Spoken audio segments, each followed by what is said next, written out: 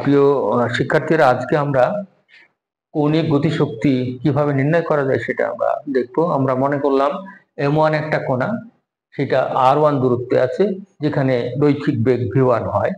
m2 আরেকটা কণা যে r2 দূরত্বে আছে, যার রৈখিক বেগ v2 হতে পারে। আর m3 আরেকটা কণা যার r3 দূরত্বে আছে এবং সেটার v3 রৈখিক বেগ হতে পারে।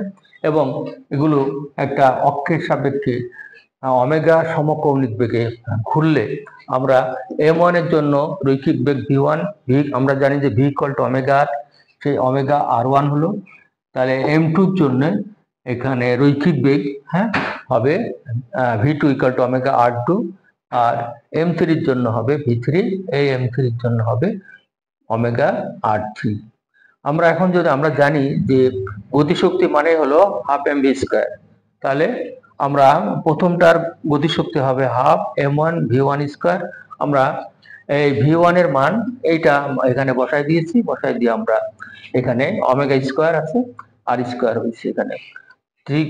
ঠিক একইভাবে আমরা v2 এর জন্য আমরা একটা বেগ পাবো, সেই বেগটা হলো এইটা, এবং v3 এর জন্য একটা বেগ পাবো, সেই বেগটা হলো এইটা। তাহলে আমরা এখানে v1 এর জন্য যে বেগ পাবো, গতিশক্তি পাবো, সেটা vm, আর v2 এর জন্য আমরা আরেকটা পাবো, আর v3 এর জন্য আমরা আরেকটা গতিশক্তি পাবো। এই তিনটা গতিশক্তি আমরা যদি যোগ করি, এইটা এইটা এটা যোগ করি, তাহলে হাফ ওমেগা স্কয়ার কমন যায়, তাহলে আমরা m1 r square, r1 square, m2 r square এইভাবে আমরা পাচ্ছি। তাহলে এইটাকে আমরা জড়তার ভ্রামক বলি, I equal to m r square. এইটুকুকে আমরা I লিখলাম, সুতরাং আমরা দেখলাম হাফ I ওমেগা স্কয়ার।